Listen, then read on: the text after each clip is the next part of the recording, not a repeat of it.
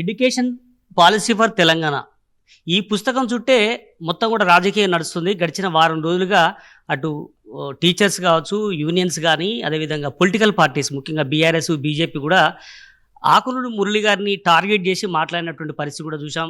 విద్యా కమిషన్ రిపోర్ట్ని టార్గెట్ చేసి మాట్లాడినటువంటి పరిస్థితి చూసాం. ఈ బుక్లో ఏముంది, నిజంగానే వివాదాస్పదంగా ఉన్నాయా, ఇట్లాంటి అన్ని అంశాల మీద మురళి గారితో మనం మాట్లాడిద్దాం. మాజీ ఐఏఎస్, ప్రస్తుతం విద్యా కమిషన్ చైర్మన్గా కూడా ఉన్నారు. సార్, ముందుగా ఈ విద్యా కమిషన్ రిపోర్ట్లో ఎన్ని పేజీలలో ఏమేమి రికమెండేషన్ చేశారు, ఎందుకు ఇంత వివాదాస్పదమైంది? నేనైతే వివాదాస్పదం అనుకోను.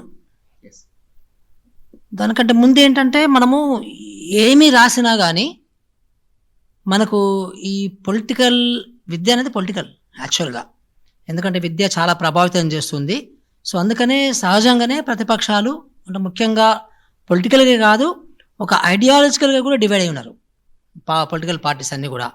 సో బీజేపీ గవర్నమెంట్ అంటే వాళ్ళు అసలు ఎడ్యుకేషన్ అంటేనే వాళ్ళకి చిరాకు, టు బి ఫ్రాంక్.